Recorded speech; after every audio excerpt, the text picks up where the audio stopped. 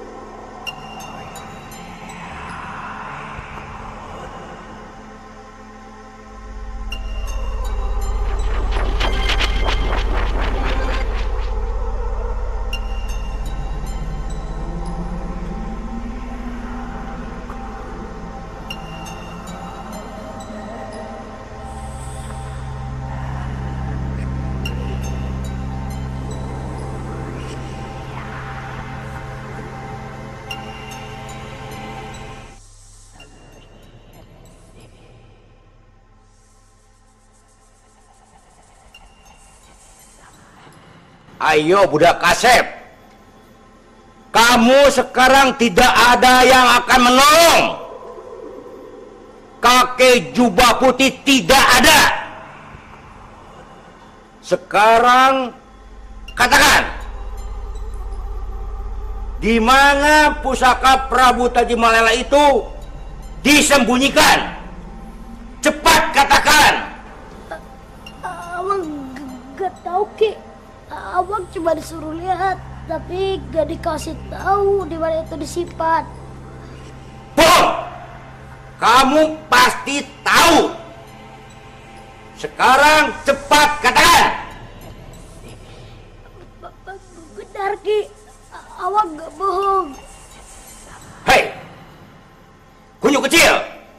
sudah beratus-ratus tahun, sudah turun-temurun dari generasi ke generasi sampai ke generasi aku.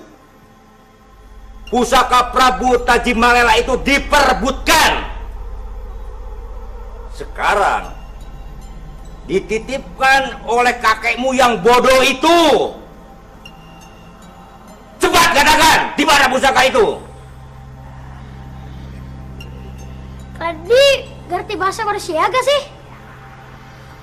Udah pada tua-tua tapi bongor pisan atuh. Aku tuh gak ngerti apa yang kalian maksud. Serata sejati dan kaca lumpia yang kalian maksud.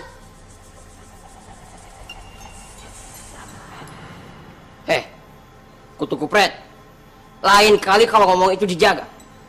Kami ini pendekar yang baru terkalahkan. Buktinya kalian bisa dikalahkan oleh kakek jubah putih. Apa kamu bilang? Kami dikalahkan oleh kakek jubah putih? Itu hanya suatu kebetulan. Iya, kebetulan aja kalian belum bisa mengalahkan kakekku. Manusia bangor. Setan alas, kamu memang benar-benar membuat kesabaran kami menghilang. Sudahlah, Ki Braja. Kita cincang saja anak nakal ini. Kita jadikan perkedel saja. Lumayan untuk bekal kita selama 1 bulan.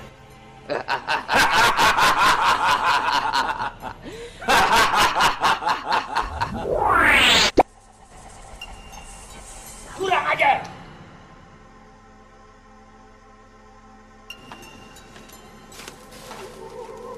Maafkan kelancanganku, Ki Braja. Aku tahu Andika seharian belum makan. Mudah-mudahan sepotong ranting tadi bisa mengenyangkan perut Andika. Andika tidak pernah jera rupanya. Masih suka menganiaya sesama manusia. Cucuku memang benar. Kalian ini adalah manusia-manusia bangor. Tidak lepas-lepasnya selalu membuat keonaran. Kalau memang serat rasa jati dan kaca lopian yang kalian inginkan, musnahkan dulu keturunan Prabu Tajimalela. Baru kalian akan bisa memilikinya. Maaf, Ki. Kali ini aku tidak mau bertempur denganmu.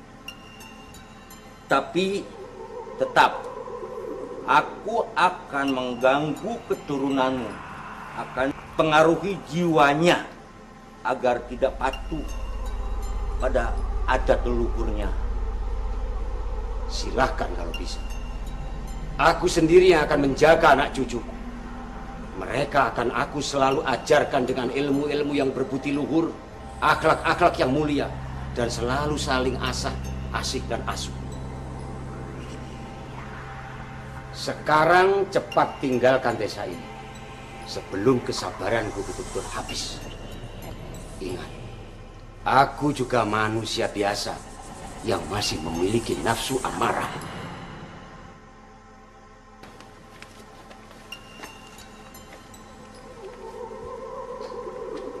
Kek, kumaha tuh abdi tadi antepkeun wae. Tangan Awang sakit nih. Ikatannya kuat banget sih.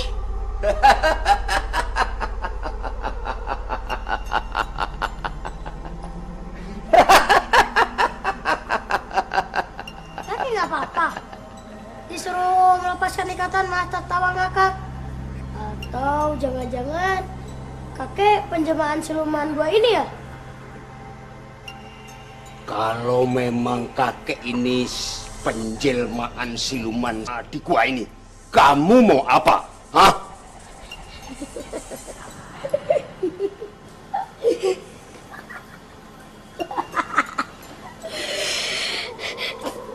Takut sih takut. Cuma kakak salah teknis. Kalau mau nakut-nakutin aku, ganti dulu tuh bajunya. Malu atuh jubah putihnya. Belepotan darah. Jadi kamu belum takut? Baik, kakek akan merubah diri menjadi siluman dan siap mencapik tubuhmu yang kecil dan gendut itu. Oke, tapi sebelum itu lepaskan dulu ikatanku. Kalau sudah aku lepaskan ikatanmu, Kamu mau apa? Melawan kakek? Ya iyalah, kan ada kodrat, ada wiradat. Kodrat adalah sebuah kepastian dan itu hanya milik Tuhan. Wiradat adalah daya upaya yang diberikan Tuhan kepada kita. Ya, untukku pantang menyerah sebelum ajal tiba. Iya, si kakek. Ayo cepat, lepaskan ikatanku. Kita akan bertarung dulu. Hebat. Kamu betul-betul membuat hati kakek bangga. Kamu benar-benar bisa melaksanakan ajaran ilmu kasmudangan. Tidak gampang menyerah. Dan kamu kelak pasti akan mampu memiliki sikap Birawa Anoraga. Gagah perkasa, tetapi tetap rendah hati. Iya. Lalu sekarang lepaskan ikatanku. Lepaskan. Jangan banyak cerita. Lepaskan. Lepaskan. Lepaskan. Bangun.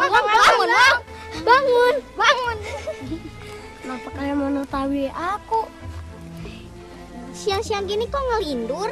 Apa yang harus dilepaskan? Kamu kira kami ini nyolong ayam?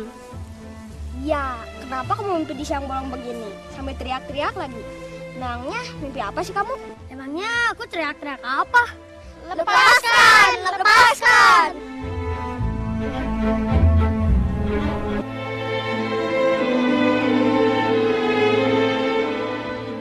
Begini Bu, 1 hari lagi semua murid sudah harus masuk sekolah.